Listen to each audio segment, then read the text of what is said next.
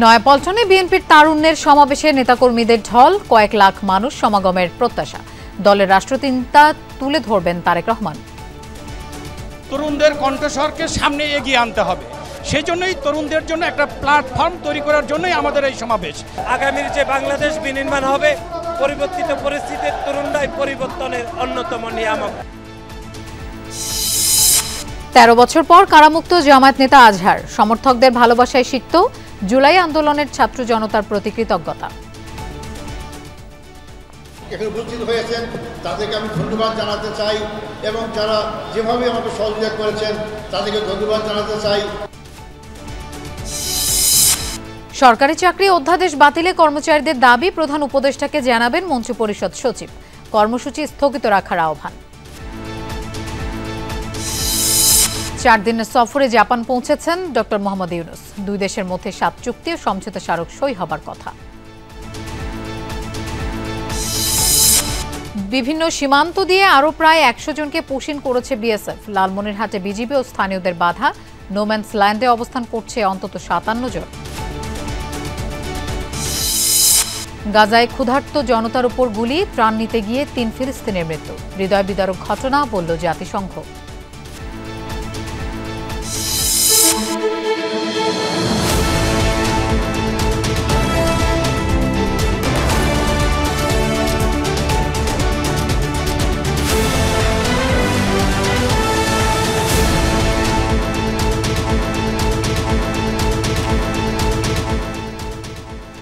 শুভেচ্ছা, আমন্ত্রণ দুপুরে বাংলাদেশের আয়োজনে আপনাদের সঙ্গে থাকছি আমি মৌসুমী আহমেদ লোপা।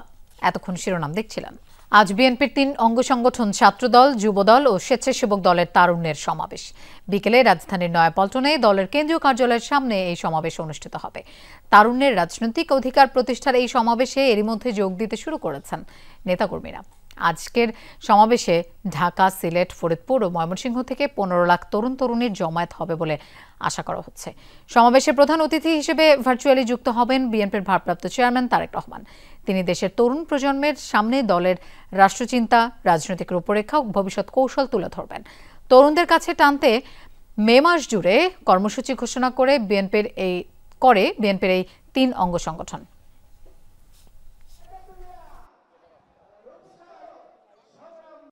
আগামীতে একটি মানবিক ও কল্যাণকর রাষ্ট্র গঠনের জন্য তরুণদের কণ্ঠস্বরকে সামনে এগিয়ে আনতে হবে।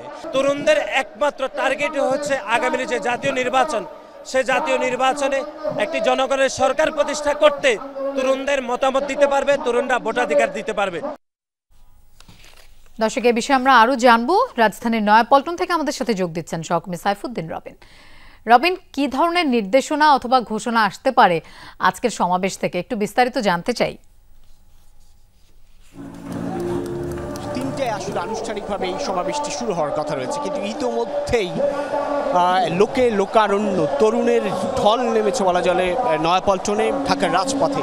যদি দেখা এই চারপাশে বিপুল সংখ্যক তরুণ নেতাকর্মী সমাগম ঘটেছে। এটি মূলত ছাত্রদল, যুবদল এবং স্বেচ্ছাসেবক দলের কর্মসূচি সমন্বিত। এই কর্মসূচি ঢাকার আগে চট্টগ্রাম দিয়ে শুরু হয়েছিল, চট্টগ্রাম, এরপর খুলনা এবং এরপর বগুড়ায় 6টি বিভাগের সমন্বিত কর্মসূচি ছিল।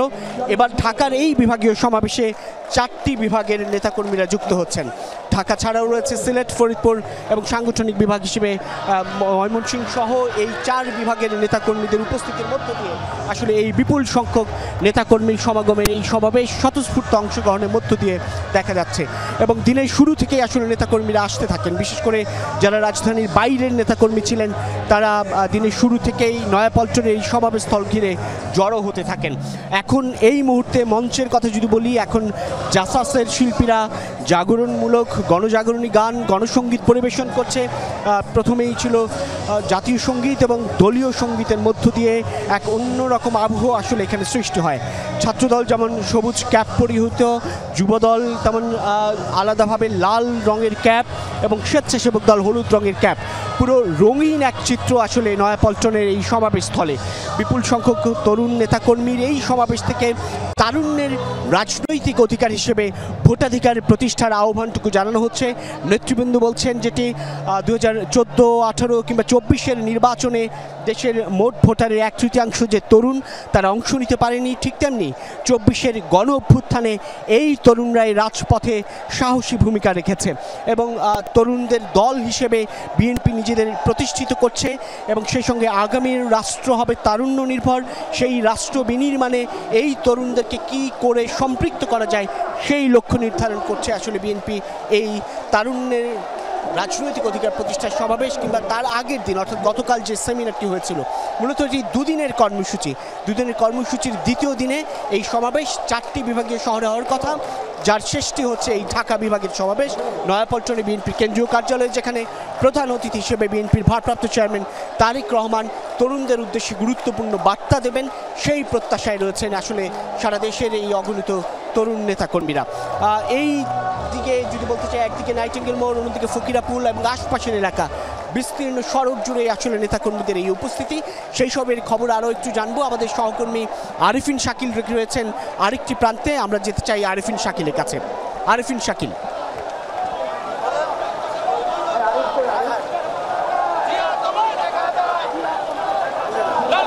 ধন্যবাদ রবিন।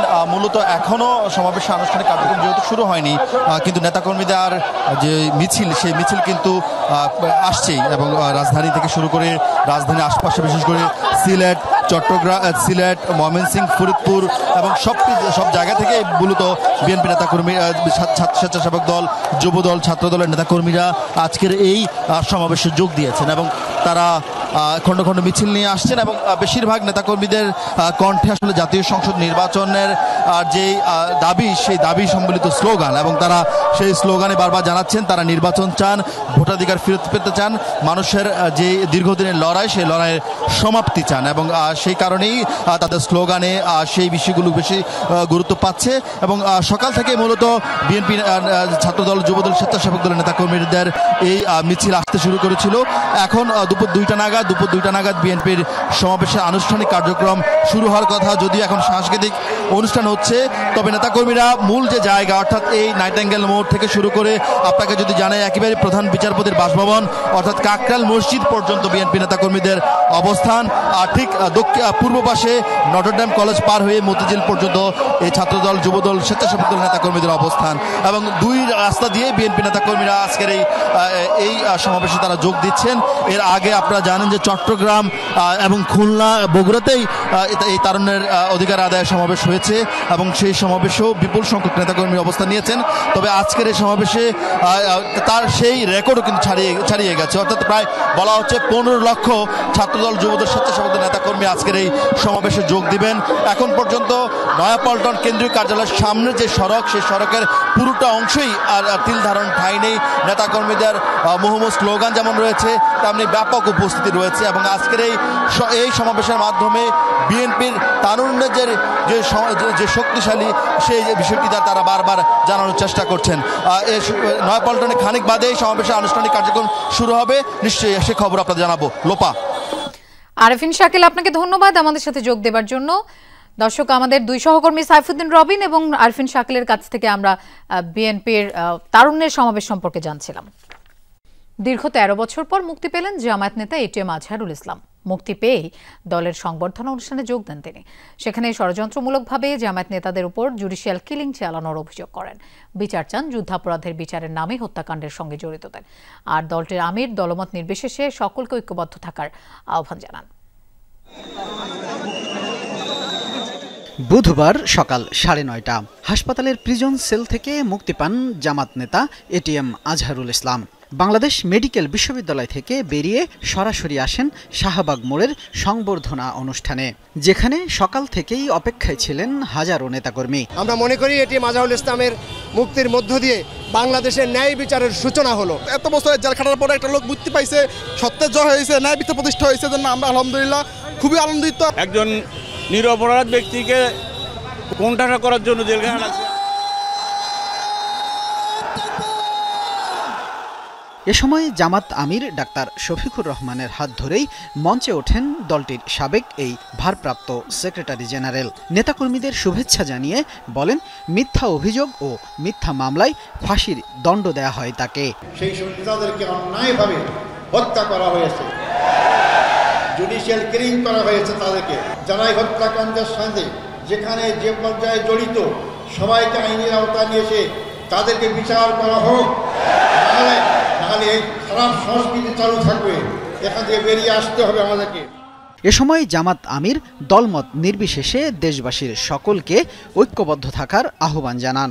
এদেশের 18 কোটি মুসলিম মানুষের সম্মিলিত চেষ্টায় সরকারের পতন হয়েছে।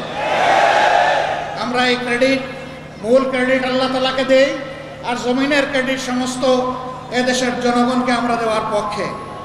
আমরা এক থাকবো, জাতির প্রয়োজনে এক পথে হাঁটবো এবং জাতির প্রয়োজনে সমস্ত ষড়যন্ত্র মোকাবেলা করে সামনে ইনশাআল্লাহ এগিয়ে যাব।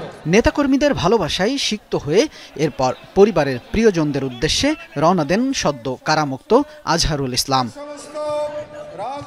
এর আগে মঙ্গলবার ৭১-এর মানবতা বিরোধী অপরাধের মামলায় মৃত্যুদণ্ড থেকে তাকে খালাস দেন সর্বোচ্চ আদালত। আপিল রিভিউয়ের আদেশের পর্যবেক্ষণে আদালত বলেন, অতীতে বিচারের নামে অবিচার হয়েছে।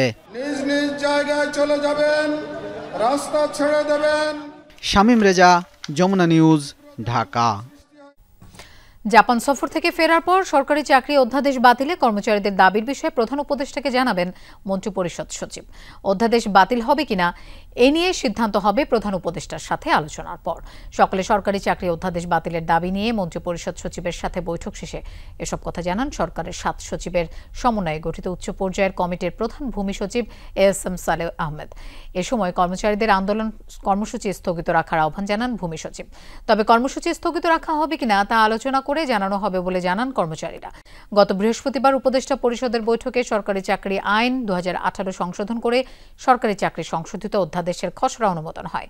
কর্মচারীদের আন্দোলন গত 4 দিন ধরে একরকম অচল হয়ে পড়ে সচিবালয়ে।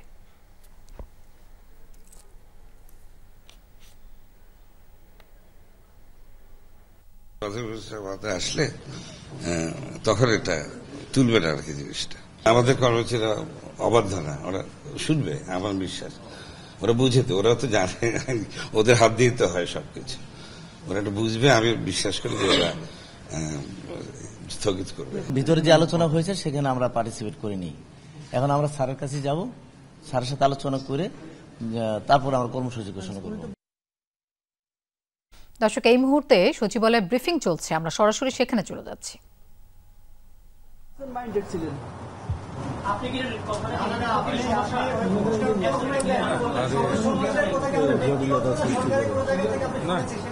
সেটা তো খুলে বললাম যে আমাদের দীর্ঘদিনের চাকরির অভিজ্ঞতা, সেখান থেকে আমরা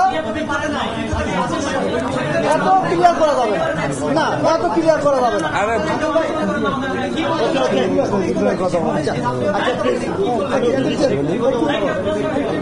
না না প্লিজ, আচ্ছা প্লিজ প্লিজ, আমি একটু বলি, না না আমি আমাকে একটু বলতে দেন ভাইয়া, প্লিজ আমাকে একটু বলতে দেন please please please please please. না সরি সরি টু সে, হ্যাঁ আমি একটু বলি, আমাকে 1 মিনিটের সময় দেন। বাদুল বলছে যে এটা হলো আমাদের, আমি বুঝবো ওর স্পিরিটটাও বুঝবে আমার স্পিরিটটা, আর সাংবাদিকরা বুঝবে আপনাদের সাংবাদিকতার ভাষায়, তাই না? এখানে একটা গ্যাপ সৃষ্টি হোক, এটা আমরা চাই না। তো আমরা জাস্ট, উনি 31 তারিখে আসবে, তো কালকের দিনটা আমরা 1 ঘন্টা কর্মবিরতি। আমি কিন্তু আমার বক্তব্যে কিন্তু বলে গেছিলাম যে আমাদের কর্মসূচি কিন্তু অব্যাহত থাকবে, সেটা একটু নরম গরম হতে পারতে না। বাট এরপরে 31 তারিখ পরে উনি আসার পরে আমরা এই ফাঁকে আমাদের একটা জিনিস অব্যাহত থাকবে, আমরা 4 জন উপদেষ্টা, না সরি 2 জন উপদেষ্টা এবং 2 জন সচিব বা 3 জন উপদেষ্টা 1 জন সচিবের কাছে আমাদের একটা স্মারকলিপি যাবে। আমাদের কর্মবিরতির পাশাপাশি এই স্মারকলিপির, এটাও কিন্তু আমাদের একটা কর্মসূচির অংশ। স্মারকলিপিটা দিব 31 তারিখের পরে, আমরা অবশ্যই নতুন কর্মসূচি ঘোষণা করব। এবং যদি আমার বাদিউল ভাই, আমার বন্ধু যেভাবে বলেছেন, হয়তো আমরা সেভাবে আপনাদেরকে বোঝাতে পারিনি, বাট একটা জিনিস আপনারা ক্লিয়ার হয়ে যান যে যদি 31 তারিখের পরে যদি কোনো ভালো কোনো ফলাফল আমরা না পাই আমাদের আন্দোলন অব্যাহত থাকবে। সেটা মাঠ পর্যায়ে থাকবে না আমরা অবস্থান কর্মসূচি করব সেটা আমরা পরে ক্লিয়ার করব, বাট আমাদের আন্দোলন অব্যাহত থাকবে। আন্দোলন থেকে সরে যাওয়ার কোনো সুযোগ নেই। এখন যদি আপনাদের আর কিছু বলার থাকে বলতে পারেন। 4 দিনের সফরে জাপান পৌঁছেছেন প্রধান উপদেষ্টা ডক্টর মোহাম্মদ ইউনূস। বাংলাদেশ সময় সকাল 11:15টায় জাপানে পৌঁছান তিনি। টোকিওতে অনুষ্ঠিত নিক্কেই ফোরামের ফিউচার অব এশিয়া সম্মেলনে অংশ নেবেন প্রধান উপদেষ্টা। তার এই সফরে দুদেশের মধ্যে 7টি চুক্তি ও সমঝোতা স্মারক সই হবার কথা রয়েছে। প্রাধান্য পাবে দেশের 1 লাখ দক্ষ জনশক্তিকে জাপানে পাঠানো এবং মাতারবাড়ি মহেশখালী প্রকল্প সহ দেশে বিনিয়োগ বৃদ্ধির বিষয়গুলো। এর আগে মঙ্গলবার দিবাগত রাত 2:30টার দিকে ঢাকা শাহজালাল আন্তর্জাতিক বিমানবন্দর দিয়ে জাপানের উদ্দেশ্যে রওনা হন তিনি। 31 মে দেশে ফেরার কথা রয়েছে প্রধান উপদেষ্টার।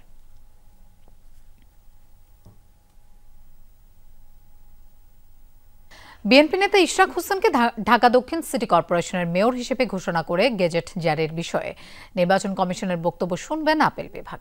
এ বিষয়ে শুনানির জন্য বৃহস্পতিবার দিন ধার্য করেছেন আদালত। একই সঙ্গে বিএনপি নেতা ইশরাক হোসেনকে ডিএসসিসির মেয়র হিসেবে শপথ না পড়ানোর নির্দেশনা চেয়ে দায়ের করা রিট খারিজের আদেশের বিরুদ্ধে লিভ টু আপিলের শুনানিও হবে ওই দিন।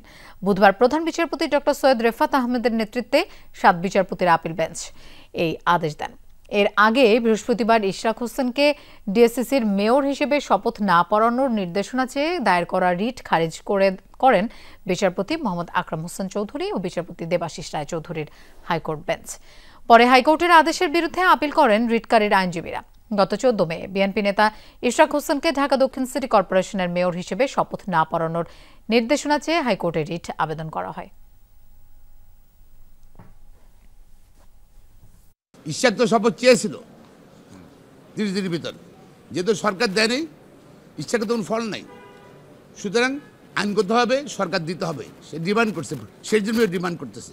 আগামীকালকে নির্বাচন কমিশনকে হাজির হওয়ার জন্য, অর্থাৎ নির্বাচন কমিশনের যিনি প্রধান নির্বাচন কমিশনার এবং নির্বাচন কমিশনের সচিব, তাদের বক্তব্য শোনার জন্য আগামীকালকে এই মামলাটির শুনানি মুলতবি করেছেন এবং রেজিস্ট্রার জেনারেল অফিসের মাধ্যমে তাদেরকে নোটিশ ইস্যু করার জন্য তিনি নির্দেশনা দিয়েছেন।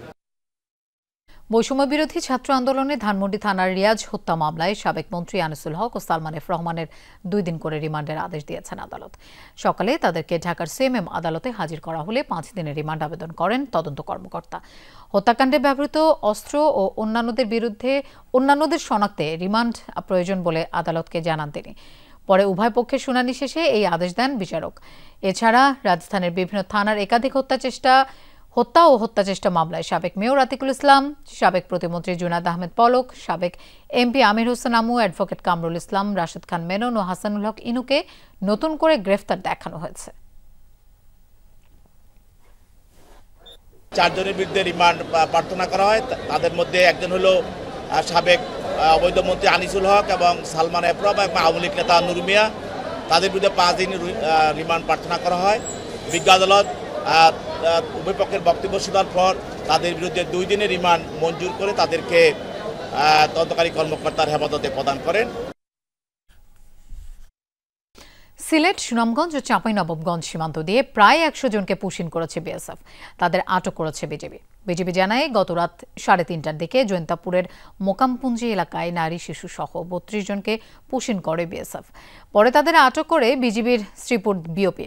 কদমখাল সীমান্ত দিয়ে পুশিন করা আরও 14 জনকে আটক করা হয় সকাল 6টার দিকে। এছাড়া ভোর 4:30টার দিকে উপজেলার মিনাটিলা এলাকায় 20 জনকে সীমান্তের এপারে ঠেলে দেয় ভারতীয় সীমান্ত রক্ষী বাহিনী। তাদের হেফাজতে নিয়ে জিজ্ঞাসাবাদ করছে বিজিবি। একই সময় সুনামগঞ্জের নৈকট সীমান্ত এলাকা দিয়ে পুশিন করা 16 জনকে আটক করে border guard Bangladesh BGB.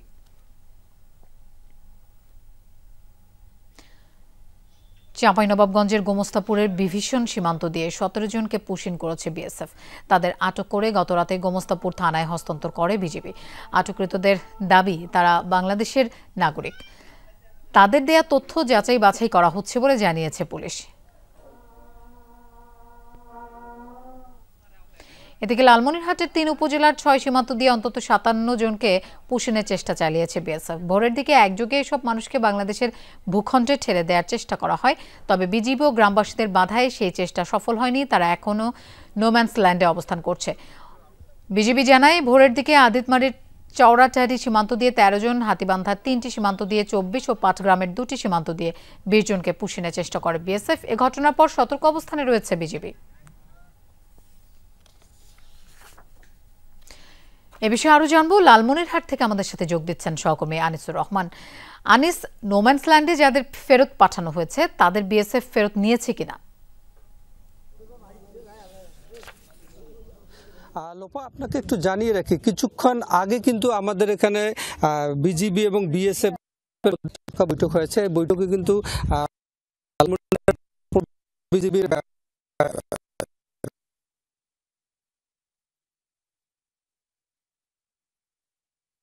BSF এবং বিজিবির মধ্যে তাদের এই বৈঠক চলে, সেখানে আমাদের পুলিশে ছিলেন। যার শেষ পর্যায়ে আমরা জানতে পেরেছি যে আমাদের বাংলাদেশি যে 15 বিজিবির ব্যাটালিয়নের সিও সাহেব উনি বলেছেন যে আসলে যে আসামের যে সব নাগরিককে পুষিন করার চেষ্টা করেছিল ভারত, তারা সবাই ভারতের নাগরিক এই বলে আমাদের জানিয়েছেন এবং তাদেরকে একটা তালিকাও দিয়েছেন যে তারা যে আসামের নাগরিক।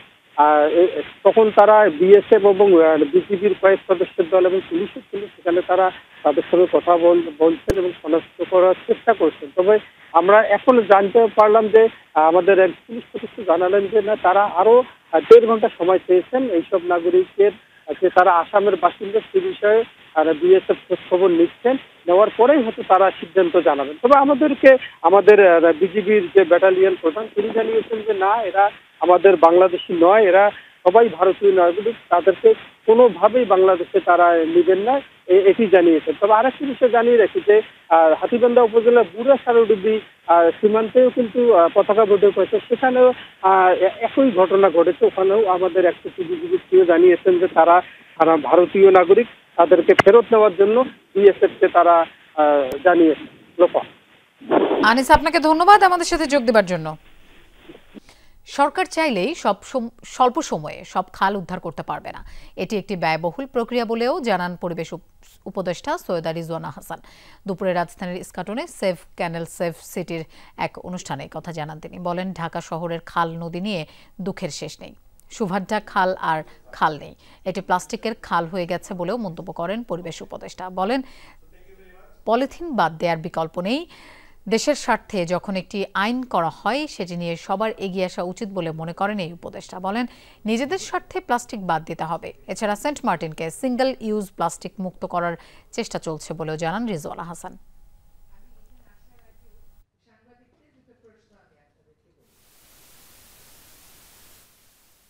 চাইলেই সকল দখলদার আমাদের স্বল্প সময় উচ্ছেদ করতে পারবো তা না। 2 নম্বর হচ্ছে দখলদার উচ্ছেদ একটা অনেক ব্যয়বহুল প্রক্রিয়া, এটার জন্য বাজেট অ্যালোকেশনও নাই, আমরা তো একটা বাজেট ইনহেরিট করেছিলাম। চীনের বাজারে যাচ্ছে বাংলাদেশের আম। সকালে রফতানি কার্যক্রম উদ্বোধন করেন কৃষি উপদেষ্টা অবসরপ্রাপ্ত লেফটেন্যান্ট জেনারেল জাহাঙ্গীর আলম। আমের উৎপাদন ও রফতানি বাড়ানোর আহ্বান জানান উপদেষ্টা।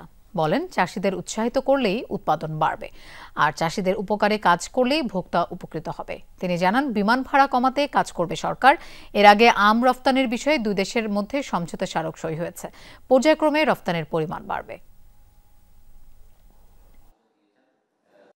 উৎপাদনটা বাড়াতে হবে, যেমন এগ্রিকালচারের ধানের মতো সমান পরিমাণ জমিতে ধান উৎপাদন কিন্তু তারা অনেক বাড়িয়েছে। যেমন 1 একরে আগে যতটুকু উৎপাদন হইতো, এখন কিন্তু উৎপাদনের পরিমাণ অনেক অনেক বেশি।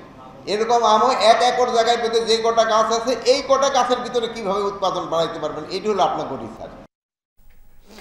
বিজিএমইএ নির্বাচন সামনে রেখে ফোরাম প্যানেলের পরিচিতি সভা অনুষ্ঠিত হয়েছে চট্টগ্রামে। পোশাক শিল্পে ফোরামের অবদান তুলে ধরেন প্রার্থীরা। সেবা, সততা, সাহস, সমৃদ্ধি, এই স্লোগান নিয়ে নির্বাচনী ইশতেহার বাস্তবায়নের অঙ্গীকার করেন তারা। নগরীর খুলশী এলাকায় বিজিএমএ মিলনায়তনে ফোরাম প্যানেলের পরিচিতি সভায় অংশ নেন চট্টগ্রামের পোশাক শিল্প মালিকরা। বিশেষ করে অনুষ্ঠানে ফোরাম প্রার্থীদের পরিচয় করিয়ে দেওয়ার পাশাপাশি ইশতেহার উপস্থাপন করা হয়। আমাদের ভয়েস পলিসি এবং পলিসি মেকারের মধ্যে থাকা উচিত। হ্যান্স আপনি আমাদের ম্যানিফেস্টো দেখবেন, I think ministry was one of the top requirement. আমরা মিনিস্ট্রি, আমাদের নিজস্ব মিনিস্ট্রি চাই। এনবিআর এবং বাংলাদেশ ব্যাংক, এই দুটোতে পলিসি মেকিংয়ে যদি প্রপারলি কাজ করা যায়, তাহলে আগামী দিনে এই ব্যবসাটা টিকে থাকবে, না হলে টিকে থাকবে না। পোশাক শিল্পে ফোরামের অবদান তুলে ধরে অন্তর্ভুক্তিমূলক ও কর্মক্ষম বিজিএমএ গড়ে তোলার অঙ্গীকার করেন মাহমুদ হাসান খান বাবুর নেতৃত্বাধীন ফোরাম প্যানেলের প্রার্থীরা। কাস্টমসে অনেকগুলা কালো আইন তৈরি করে রাখা হয়েছে, যেগুলা ব্যবহার করে যারা আমরা উদ্যোক্তা তাদেরকে হয়রানি করা হয়। আমরা কথা দিয়েছি ওইসব কালো আইন বাংলাদেশে থাকা যাবে না। এটা যখনই ফোরাম ক্ষমতায় এসেছে চেষ্টা করেছে এই ব্যবসাকে সুন্দরভাবে পরিচালনা করার জন্য যেই সিদ্ধান্তগুলি নেওয়া দরকার, যে যে জায়গায় কাজ করা দরকার, ফোরাম সেই লক্ষ্যে কাজ করেছে। 2025-27 মেয়াদে আমি বিভিন্ন নির্বাচনে জয়ী হলে কাস্টমস এবং বন্ডের জটিলতা সহজ করার জন্য কাজ করব এবং ব্যবসা বান্ধব পরিবেশ নিশ্চিত করব। এছাড়াও ফেয়ার প্রাইসিং এবং ডিজিটাইজেশন নিয়েও কাজ করব। পোশাক শিল্পের জন্য পৃথক মন্ত্রণালয় তৈরি, নতুন বাজার সম্প্রসারণ সহ এই সেক্টরের উন্নয়নে ফোরামকে পূর্ণ প্যানেলে বিজয়ী করার আহ্বান জানান বিজিএমএর নেতারা। সকলের স্বার্থে মর্যাদাপূর্ণ স্বনির্ভর একটি শিল্পের লক্ষ্যে সংগ্রামী আমাদের কাজগুলো এক করে থাকে। আমি চট্টগ্রামের ভাইদেরকে বলবো, দয়া করে ভোট দেন, যারা কাজ করে তাদেরকে ভোট দেন। আমরা এনার্জি ক্রাইসিস দেখছি, আমরা ব্যাংকিং ক্রাইসিস দেখছি, আমরা এনবিআর এর ক্রাইসিস দেখছি। মামুন রশিদ অভি, যমুনা নিউজ, চট্টগ্রাম। বাংলাদেশ জিয়া শিশু একাডেমি আয়োজিত শাপলাকুড়ি 13তম জাতীয় শিশু শিল্পী প্রতিযোগিতার উদ্বোধনী পর্ব অনুষ্ঠিত হয়েছে। সকালে রাজধানীর ডিপ্লোমা ইঞ্জিনিয়ার্স ইনস্টিটিউশনে আয়োজিত এই অনুষ্ঠানে নৃত্য, আবৃত্তি, সঙ্গীত ও অভিনয়ের মাধ্যমে নিজেদের সৃজনশীলতা প্রকাশ করেন বিভিন্ন জেলা থেকে আগত প্রায় 2 শতাধিক শিশু প্রতিযোগী। অনুষ্ঠানে রঙিন পোশাকে গান আর নাচের তালে তালে শিশুরা মাতিয়ে রাখে পুরো মঞ্চ। পরে 40,000 আবেদনকারীর মধ্য থেকে প্রাথমিক বাছাইয়ে নির্বাচিত 184 জনের হাতে সনদপত্র তুলে দেন জনপ্রিয় চিত্রনায়িকা রোজিনা। আয়োজকরা বলেন, শিশুদের মানসিক বিকাশ, দেশাত্মবোধ ও সুস্থ সংস্কৃতির মাধ্যমে বাংলাদেশকে বিশ্ব দরবারে তুলে ধরতেই জিয়া শিশু একাডেমির এই আয়োজন। সদস্য এখানে মানে প্রত্যেকবার যতবারই হয় ততবার আমি এখানে কম্পিটিশনে পার্টিসিপেট করি। চিটাং থেকে এসে 2 দিন রিহার্সাল করা হয়েছে, আজকে সেটার ফাইনাল প্রোগ্রাম ছিল। মানুষ যে পরিবেশকে পলিথিন দিয়ে দূষিত করে তাই আমি বার্তা দিয়েছি। বাংলাদেশকে বিশ্বের বুকে তুলে ধরা এবং আমরাই ছড়াতে চাই এইটা যে বিশ্ব ভ্রাতৃত্বে আমরা শিশু, এর বিকল্প কোনো কথা নাই। আর আমাদের স্লোগানই হচ্ছে যেখানে প্রতিভা সেখানেই আমরা। শিক্ষার্থী ভিসার অ্যাপয়েন্টমেন্ট অনির্দিষ্টকালের জন্য স্থগিত করল যুক্তরাষ্ট্র। পররাষ্ট্রমন্ত্রী মার্কো রুবিও স্বাক্ষরিত এক স্মারকে সকল দূতাবাসকে এমন নির্দেশ দিয়েছে ট্রাম্প প্রশাসন।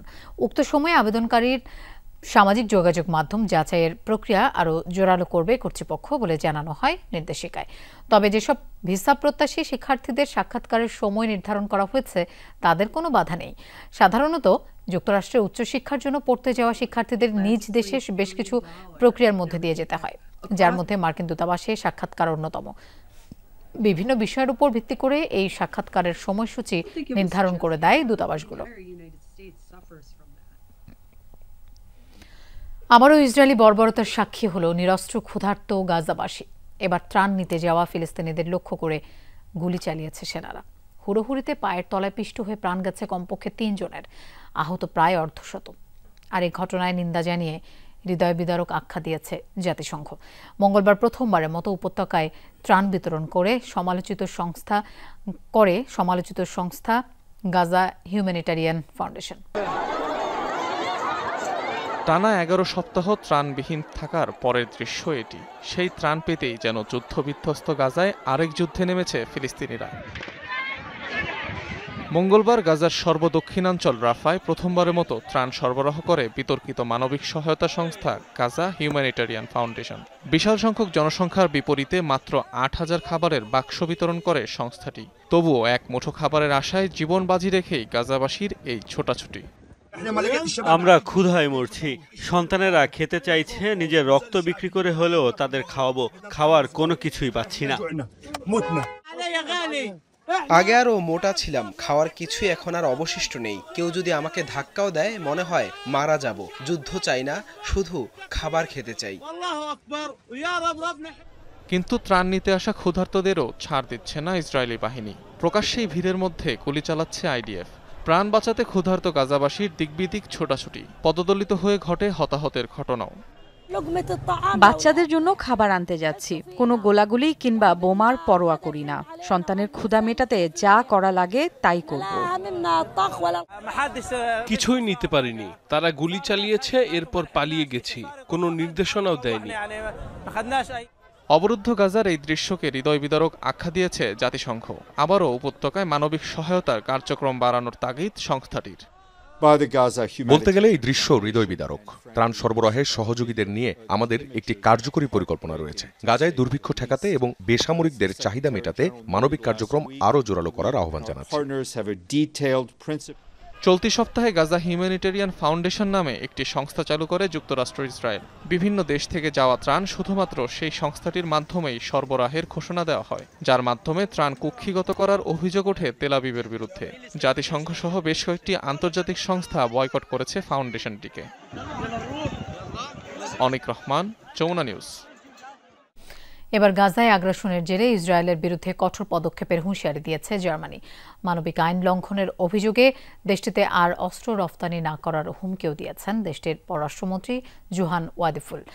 ইসরায়েলের প্রতি জার্মানির সমর্থনকে হাতিয়ার হিসেবে ব্যবহার করার অভিযোগও তোলেন তিনি। এ সময় গাজার বর্তমান পরিস্থিতিকে অসহনীয় আখ্যা দেন। এর আগে দেশটির চ্যান্সেলর ফ্রেডরিক মার্জো গাজায় জরুরি ভিত্তিতে ত্রাণ প্রবেশের জন্য আন্তর্জাতিক সম্প্রদায়কে ইসরায়েলের উপর চাপ প্রয়োগের আহ্বান জানান। আগ্রাসনের শুরু থেকেই তেল আবিবকে সমর্থন দিয়ে আসছে বার্লিন। চলমান পরিস্থিতিতে নেতানিয়াহুর বিরুদ্ধে এটি দেশটির সবচেয়ে কঠোর অবস্থান।